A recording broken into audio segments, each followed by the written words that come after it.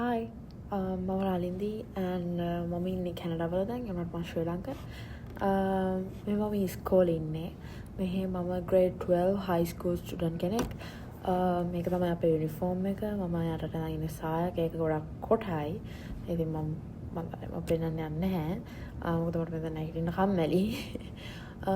මම මේ YouTube channel එකෙන් ඔයාලට ගේන්න බලාපොරොත්තු වෙනවා කොහොමද කැනඩාවල ස්කූල් සිස්ටම්ස් කොහොමද එඩියුකේෂන් යන්නේ අපිට ඉස්කෝලේ ඉවර වෙලා යුනිවර්සිටි යන්න එක මස්ට් එකක්ද නැත්නම් අපි යුනිවර්සිටි යන්න නැතුව අපිට ඕන රස්සාවක් කරන්න පුළුවන්ද මෙහි නැත්නම් වෙන වෙන paths තියනවද අපිට යන්න කොහොමද මෙහි country side city side differ වෙන්නේ ඒ වගේ දේවල් මම මේකෙන් ඔයාලට ගේන්න බලාපොරොත්තු වෙනවා ඉතින් මං හිතනවා ඔයාලා මේක subscribe කරයි like එකක් දාලා comment එකක් දාලා support එකක් දෙයි කියලා මොකද comment කරපුවාම තමයි මම දන්නේ ඔයාලට මොනවද බලාපොරොත්තු වෙන්නේ කියලා ඉතින් මම introduction එක විදිහට ගේන්නම් මෙහි school system එක කොහොමද වෙන්නේ කියලා ඉතින් මේ මම දැන් කරන්නේ මේ මම පටන් ගත්ත club එකක් ඉතින් මේ ක්ලබ් එකේ ඇත්තටම මම කරන්නේ මේ වගේ beads තියෙනවා එක letters තියෙනවා එක જાතියේ beads pot මේ වගේ පොඩි ඒවා ලොකු ඒවා වගේ තියෙනවා ඒකෙන් මම කරන්නේ මේ වගේ bracelet හදනවා මම ඔයාලට පෙන්නන්නම්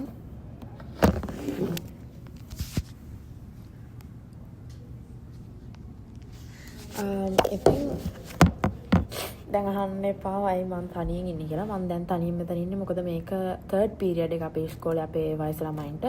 ඒ වුණාට මට third period free මොකද මම online course එකක් කරන හින්දා මට online course එක කැමති වෙලාවක මට finish කරන්න පුළුවන්. ඒ හින්දා මම මේ වෙලාවේ free ඒ හින්දා මගේ නිකන් ආතල්ලේ වැඩක් කර ඉන්නවා. කලින් කට්ටිය ආව senior lunch එකේ ඇවිල්ලා මේ කරලා ගියා. ඊට පස්සේ ආයි දැන් මේකෙන් තව විනාඩි 15කින් පස්සේ ජූනියර් ලන්ච් එක එනවා. ජූනියර් ලන්ච් එකේ තව ළමයි ටිකක් ඇවිල්ලා ක්ලබ් එකේ වැඩ කරලා ඒගොල්ලෝ මේවා කළා. අපි මේ හදන ඒවා ඔක්කොම අපි සෙල් කරන්න යන්නේ. සෙල් කරලා අර ලංකාවේ ඉස්කෝල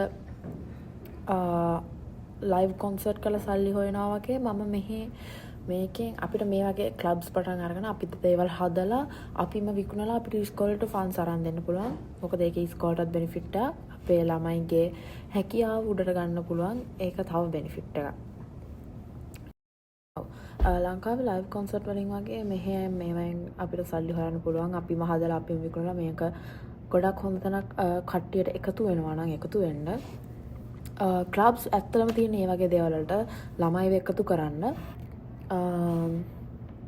ඊට අමතරව මේ ස්කූල් සිස්ටම් එක ගත්තොත් අපි යුනි යනවා නම් අපිට අවශ්‍ය කෝස් ටික කරන්න පුළුවන්.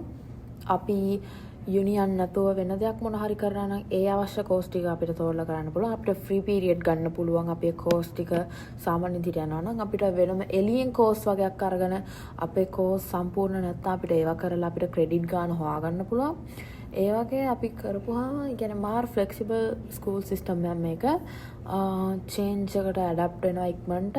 දැන් ඒ කියන්නේ දැන් අපිට ChatGPT අලුතෙන් ආව ChatGPT එක දැන් අපිට ෆුල් යූස් කරන්න බෑ. කොපිරයිට් ඒවා කරන්න බෑ. කියන්නේ කොපි පේස්ට් කරලා එහෙම කරන්න බෑ.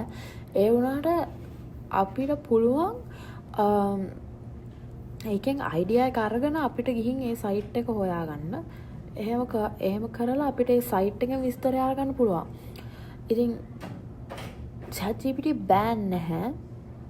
and අපි ඉස්කෝලේ යූස් කරන්නේ Chromebook එක. ඒ කියන්නේ ඒක පොඩි ලැප්ටොප් එක. හැබැයි ඒගොල්ලෝ බ්ලොක් කරලා තියෙන සෝෂල් මීඩියා වගේ දේවල්. ඒ අරන අනික ඔක්කොම හොඳයි. සෝෂල් මීඩියා ඉතින් ඕනේ නැහැ ඉස්කෝලේ වැඩ කරනකොට. ඉතින් Chromebook එකේ තමයි අපි නෝට් ගන්න. පොත්වල ලියන්නේ නැහැ. සමහර ටීචර්ස්ලා ටියුට්ස් දෙනවා. එහෙම තමයි. ටියුෂන් නැහැ. මොකද මේ ෆයිනල් එක්සෑම් එකෙන් අපි බලන්නේ 30% විතරයි. grade 12 වෙනකම් විතරයි ඉස්කෝලේ තියෙන්නේ.